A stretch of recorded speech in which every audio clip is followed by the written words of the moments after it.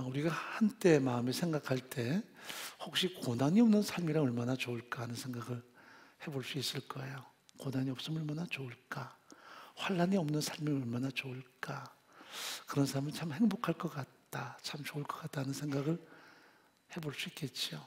그러나 어떤 인생을 봐도 고난이 없는 인생은 존재하지 않습니다. 힘든 가슴앓이가 없는 인생은 존재하지 않습니다. 그냥 겉으로 보기에는 다 행복해 보이고 다 풍요로운 거 보여도 그 면면지를 보면 결코 다 만만치 않은 삶의 이면이 있다는 사실입니다.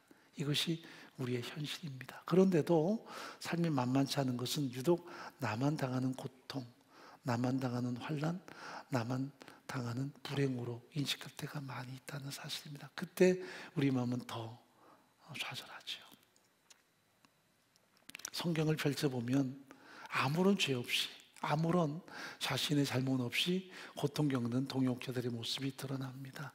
이 모습을 통해서 우리는 한켠으로 위로를 받습니다. 이분들은 아무런 죄 없이, 아무런 자신의 욕망 없이 이런 고통을 다 수용하는구나. 그러면서 여전히 불평하지 않고 절망하지 않고 복음 앞에 응답하는 현장을 보면 때로 마음이 숙여질 때가 있습니다. 아, 나는 너무 배부르구나.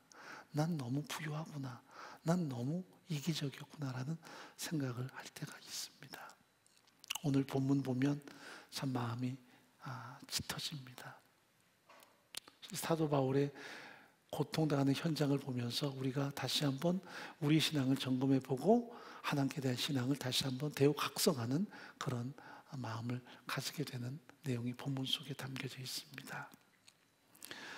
복음 증거를 통해 하나님의 나라 확장되는데 그 확장 속에는 동역자의 눈물과 희생들이 있었다는 것을 성경은 말씀합니다. 나를 구원하시기 위해서 예수님의 십자가 죽으심 희생이 있었습니다. 뿐만 아니라 복음의 확산을 위해서 수많은 동역자들의 희생과 눈물과 또한 섬김이 있었다는 것을 성경은 말씀하세요. 이것이 우리가 성경을 통해 바라보는 신비로움입니다. 왜 하나님은 그렇게 고통을 통해 당신의 위대한 생명의 비전을 이루실까?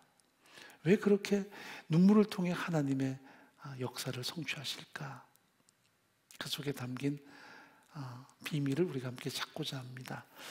1절 말씀 읽어보도록 하죠. 이에 이고니온에서 두 사도가 함께 유대인의 회당에 들어가 말하니 유대와 헬라의 허다한 무리가 믿더라. 사도 바울이 1차 선교여행 때 회당을 중심으로 복음을 증거할 때 거기 있던 사람들이 마음을 열고 복음을 받아들입니다.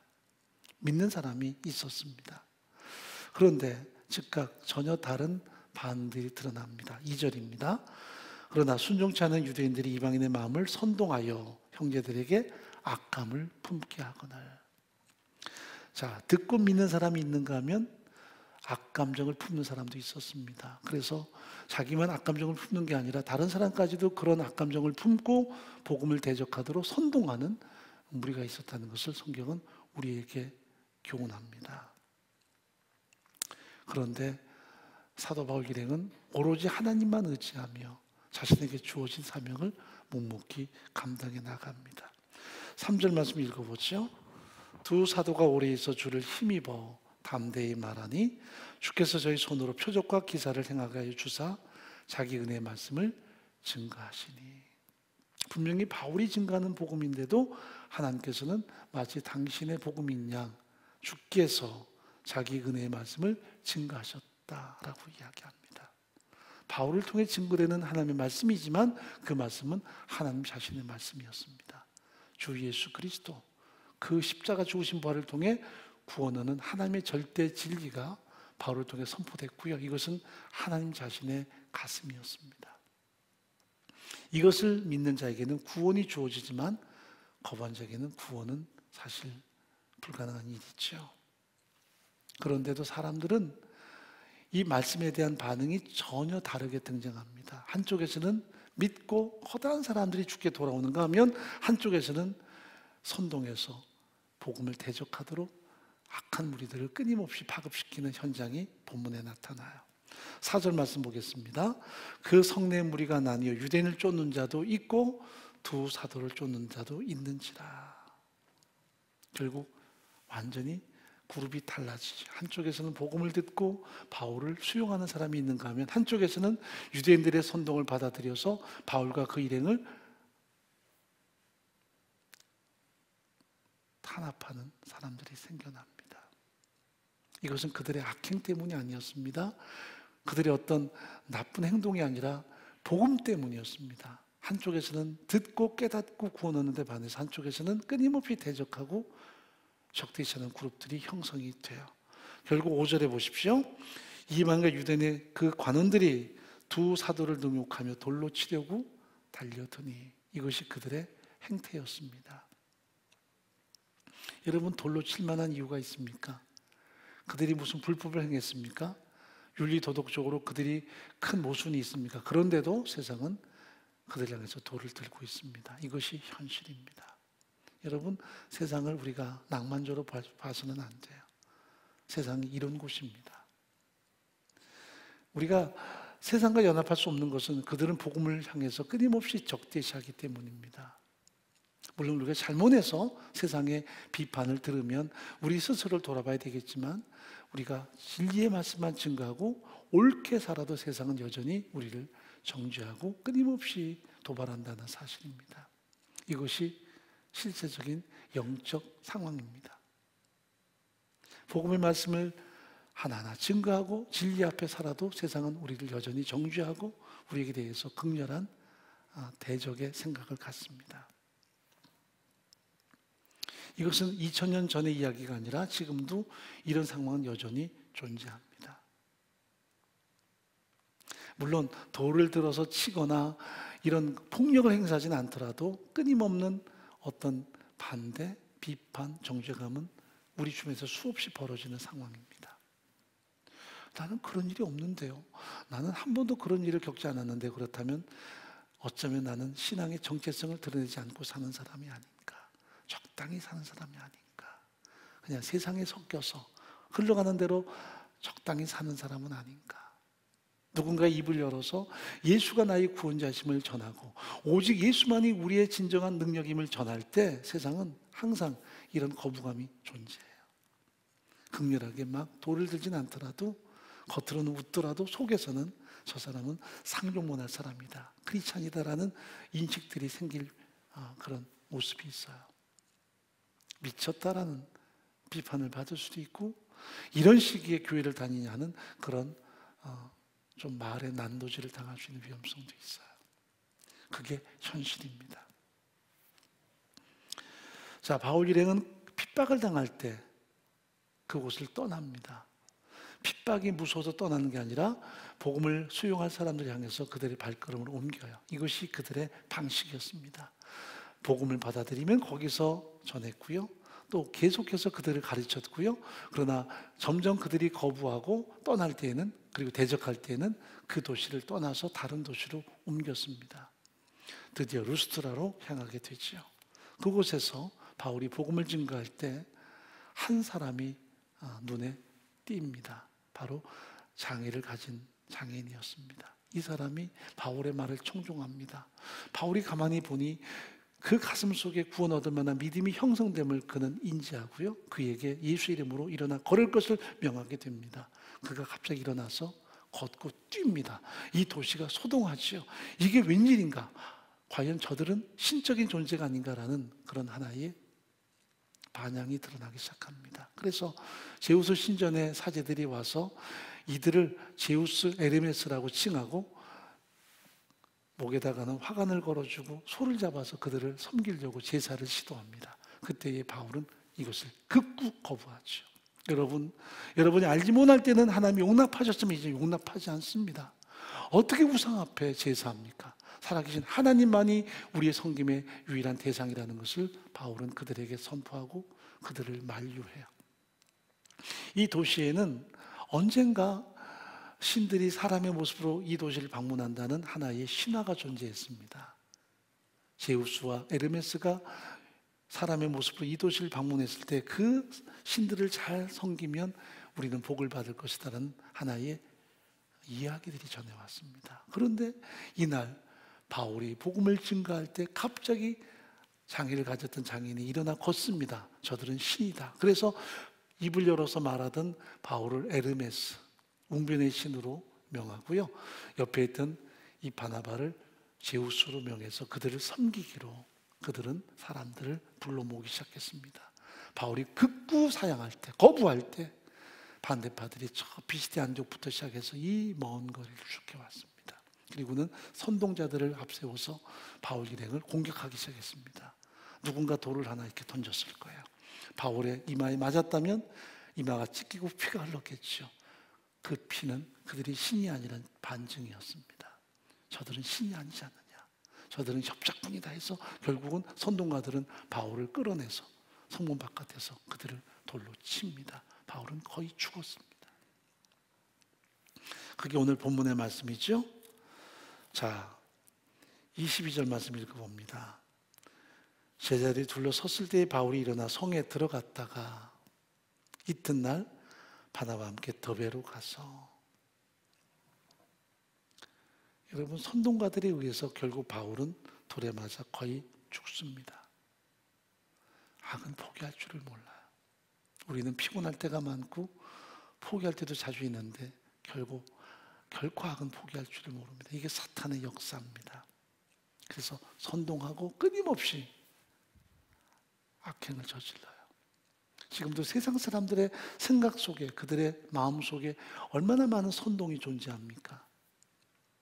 그래서 교회가 참 많은 공격도 당하고 또 다양한 이단을 통해서 이 교회가 왜곡된 가치관으로 세상 앞에 드러날 때가 많이 있었습니다만은 교회의 교회됨이 참 많이 왜곡돼 가고 있어요.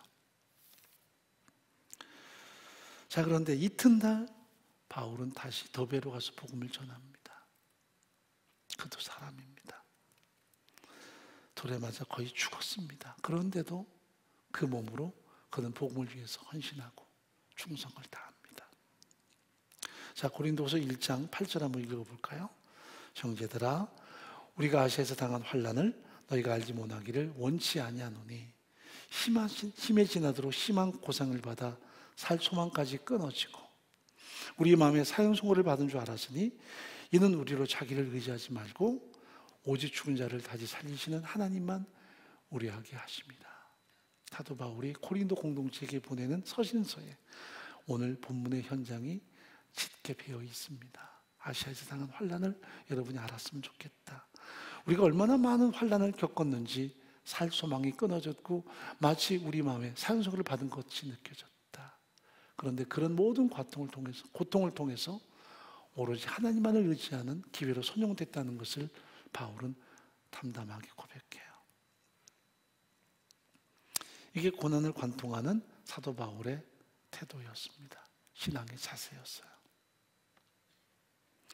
자, 동역자들에게 또 말하는 것이 뭐냐면 22절 말씀입니다. 제자들의 마음을 굳게 하여 이 믿음에 거하라 권하고 또 우리가 하나님 나라에 들어가려면 많은 환난을 겪어야 할 것이라 하고 그들을 권면합니다. 마땅한 일이라 권면해요. 마땅한 일이다.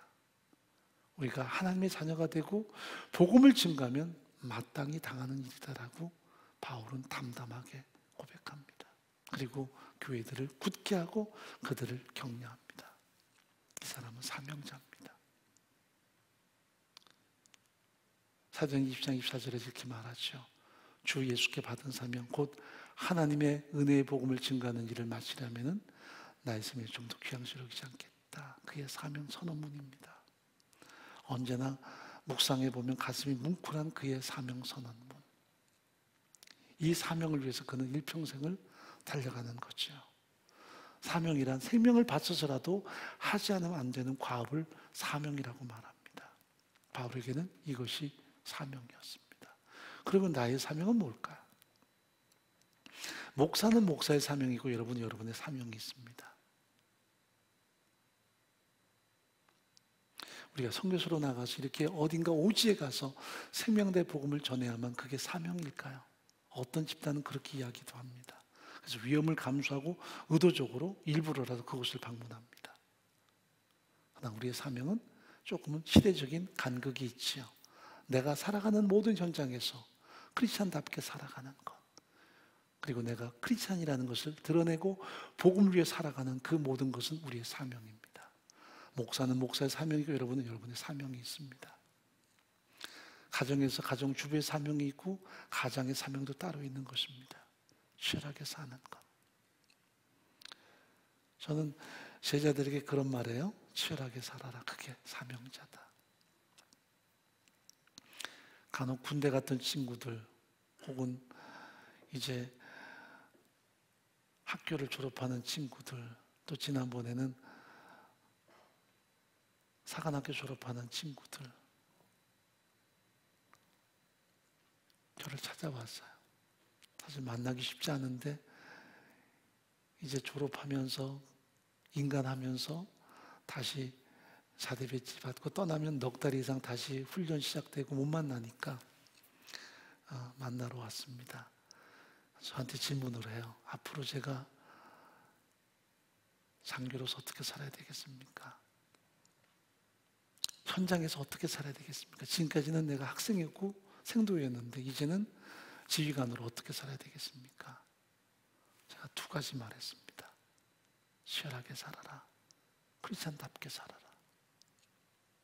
어디서나 너의 정체성을 드러내라. 숨기지 마라. 당당하게 나는 하나님의 사람이다. 나는 크리스찬이라고 말하라. 혹시 자대 배치돼서 너의 부하들을 만날 때 그들에게 나는 크리스찬이다. 나는 하나님의 사람이다. 그래서 내가 살아가는 모습을 받아오라고 말해라. 결코 숨기지 마라. 그게 사명이다. 계급장 달고 그저 평생도록 내가 이 직책을 누리면서 사는 것만이 아니다. 제대로 사는 것. 그게 하나님의 사람들이다. 그게 사명자죠. 그들은 목사 이상의 삶을 살 거예요. 어디 가든지 하나님의 사람은 저렇게 사는 거구나라고 드러내고 살 것입니다. 여러분도 마찬가지입니다. 치열하게 사는 것. 최선을 다해 사는 것. 제가 어제 뉴스에서 참 마음이 찡했습니다. 여의도에서 음식점 하는 그 사장의 고백이 등장을 했어요. 보니까 장사가 잘 되던 음식점인데 요새는 모임이 안 되니까요. 오후만 되면 파장이에요. 그러다 보니까 참 장사가 쉽지 않다. 그래서 매일마다 그래도 재료를 준비해서 손님 맞을 준비를 다 합니다. 그런데 대부분 손님 제대로 맞지 못하고 일부는 버려야 되고요. 또 다음 날을 맞이하는 거예요. 또 버려야 되고. 그랬더니 그 시간에 기자가 물었습니다. 오늘은 몇 분 받았는데 한 테이블 받았대요. 눈물이 글썽이더라고요. 그게 사실은 살아가는 것입니다. 우리 공동체 안에 그런 삶을 사는 분들이 있겠지요. 그래서 마음으로 기도했습니다. 하나님 힘을 더해 주십시오. 이튿날 바울이 돌에 맞아 거의 죽었습니다. 그는 초인이 아닙니다. 피가 낭자했을 것이고 찢긴 피부 그리고 깨진 뼈 얼마나 고통스러웠을까요? 그런데도 이튿날 다시 복음을 증가하기 시작합니다. 이게 그의 사명이었습니다. 간혹 터키를 방문할 때 이고니온 루스트라가 지금은 코냐라는 도시에 있습니다. 중부에서 가장 큰 도시인데 그 도시 속에 이 지역이 다 들어가 있어요. 그러면 저 피시디 안디옥에서 이곳까지는 버스로 3시간 걸립니다. 버스로 가도 만만치 않은 길을 높은 언덕을 건너가고 그리고 광활한 광야를 지나가야 돼요. 옆에 가면 이그나티우스 가드라고 해서 그리스 시대부터 로마 시대까지 있었던 도로가 흔적이 남아 있습니다. 거기를 바울이 지나갔던 거거든요. 버스 안에서 그곳을 보면 참 마음이 찡합니다. 저 안탈리아에서 타울루스 산맥을 넘어서 그 피시디 안디옥까지 가는 데는 버스로만 5시간 더 걸려요. 그 높은 산을 넘어서 가야만 했을 거예요. 그리고 또 돌에 맞아가면서 그 길을 걸어가는 모습 하나하나 생각해 보면 마음이 너무 찡했습니다. 시차가 바뀌고 음식이 바뀌고 결코 만만치 않지 잠도 제대로 못 자고 그런데 다 그것은 호강이었습니다. 바울을 생각해 보면 모든 게 정말 배부른 일이에요. 그러면서도 바울은 그런 가운데 이건 당연한 일이다. 우리가 하나님의 나라에 들어가려면 마땅히 겪어야 된다라고 그는 선언합니다. 이 모습이 더 마음이 찡하지 않습니까?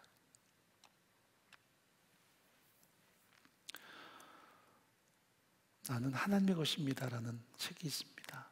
거기 보면 주인공은 천성이라는 자매예요. 젊은 날 유방암에 걸렸습니다. 수술을 했고 치료가 됐는데 그러나 발견되지 못한 암이 있었어요. 그래서 몇 년 있다가 다시 재발과 더불어서 이 속에 있던 암이 확산이 돼서 결국은 말기암 선고를 받습니다. 의사가 그녀에게 선포하는 것은 더 이상 병원에 올 필요 없다는. 그런데 이 자매가 의사에게 부탁합니다. 저를 살려주세요. 최선을 다해주세요. 그래서 방법이 없는데 방사선부터 시작해서 항암까지 모든 방법을 다 합니다. 믿음 좋은 신앙인입니다.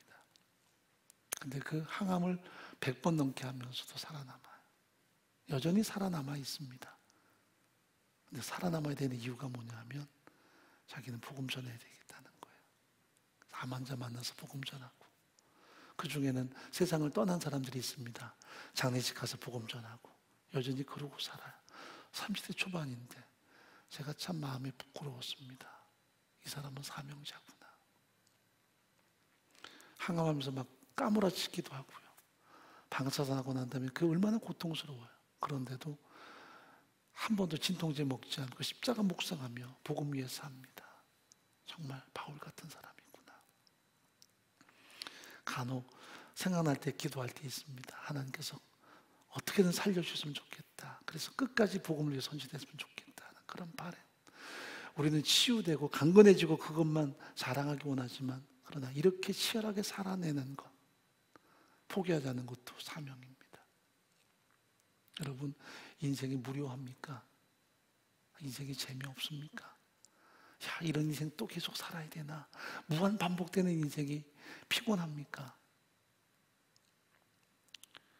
이런 고백들이 참 자극적이잖아요. 살아있는 것이 얼마나 황홀한데, 얼마나 감사한데, 혹시 내가 사명을 잃어버리고 살지는 않습니까? 많은 사람이 포기하고 싶어하고 주저앉습니다. 하나님의 명령은 포기하지 말랍니다. 자, 갈라디 6장 9절 말씀 읽어보죠. 우리가 선을 행하되 낙심하지 말지니 피곤하지 않으면 때가 이르면 거두리라. 이 낱말을 잘못 이해합니다. 선을 행하되, 그러니까 착한 일을 하면서 포기하지 마라.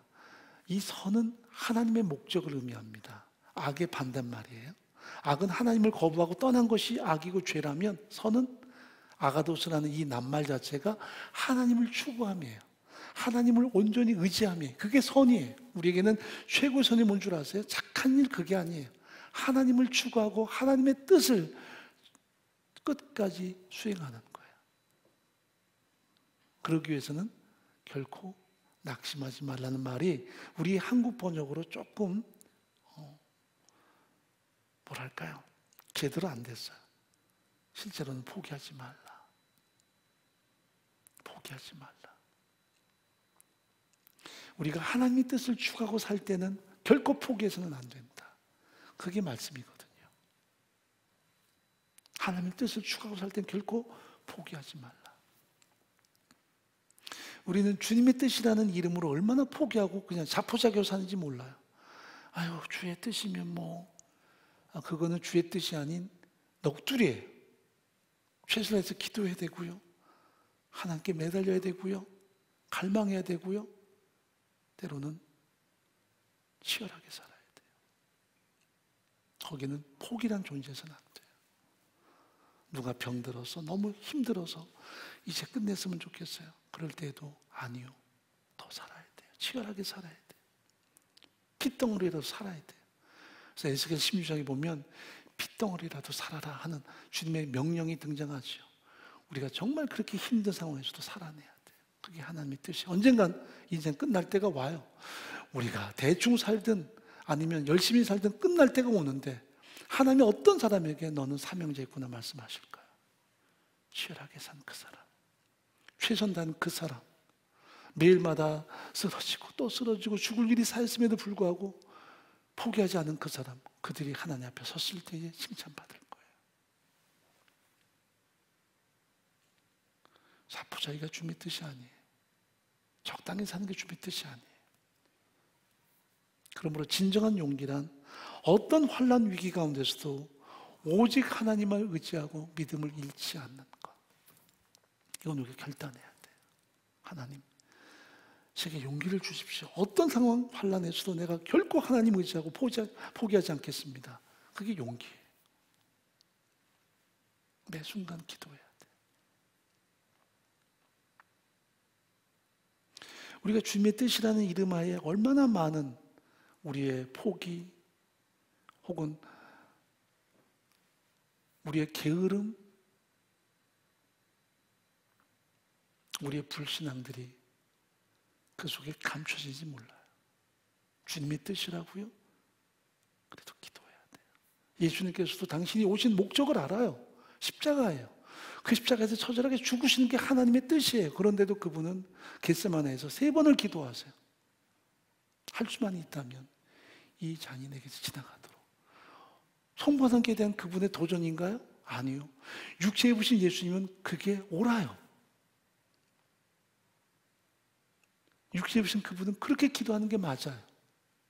그리고 기도하시다가 결국은 하나님의 뜻이 그것인 걸 알고 재확인하고 내 원대로 마옵시고 아버지 원대로 되기를 원합니다. 그게 최고의 기도였던 거예요. 근데 우리는 내가 뭐라고 갑자기 주의 뜻대로 하세요. 이것은 체념이고 자기 포기고요. 교만이에요. 그만큼 최선에서 기도했습니까? 하나님께 매달렸나요? 그렇게 살아보려고 무던히도 애썼습니까? 치열하게 살았습니까? 게으르고 나태한 것에 반증으로 주의 뜻을 우리가 끌어오면 안 돼요. 바울은 치열하게 삽니다.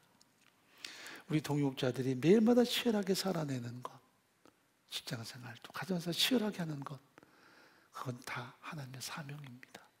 하나님의 일입니다. 존귀한 일입니다. 복된 일입니다.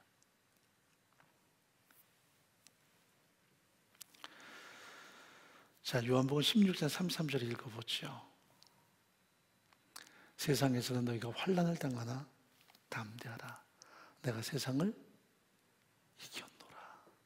근데 그 앞에 나오는 낱말이 뭔 줄 아세요? 내가 이것을 너희에게 이르면 너희에게 평안을 주기 위함이다. 그러면 나를 믿으면 어떤 환난도 안 당할 거 해야 되는데 평안을 주신다는데 내가 이 말을 하는 것은 너에게 평안을 주기 위함이야 하시면서 비밀을 말씀하는데 세상에 너희가 환난을 당하나 담대하라. 내가 세상을 이겼노라. 이 내용을 가만히 보면 이것 때문에 우리가 그래서 매 순간마다 힘들어 견뎌야 되는 거구나. 포기하지 말아야 되는 거구나. 왜? 결국 예수께서 그렇게 승리하셨고 우리도 그렇게 하면 승리할 테니까요. 그럴 때 우리 마음에 두려움과 절망이 가득했던 우리의 영혼 속에 샬롬이 채워져요.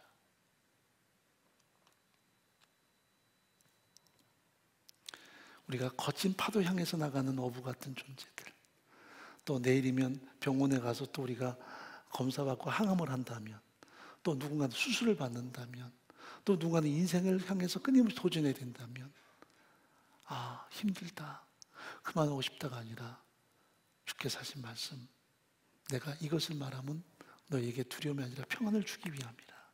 세상에 너희가 환난을 당하나 담대하라. 내가 세상을 이겼노라. 이기는 것이 우리의 목적이라면 견뎌야 되는 거구나. 극복해야 되는 거구나. 포기하지 말아야 되는 거구나. 이게 우리에게 주신 하나님의 가치관이거든요. 근데 아무것도 없이 평안이 어떻게 주어집니까?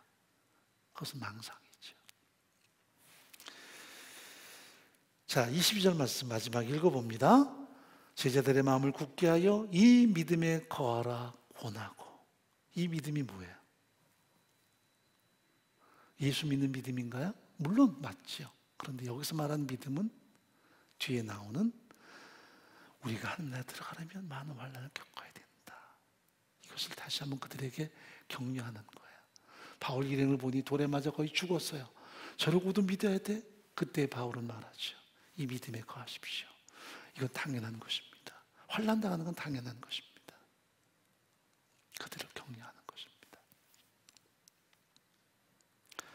오늘 우리가 세상을 향해서 매 순간 결국 포기하지 않고 한 걸음으로 나가기 바랍니다. 다양한 인생의 어려움이 있지요.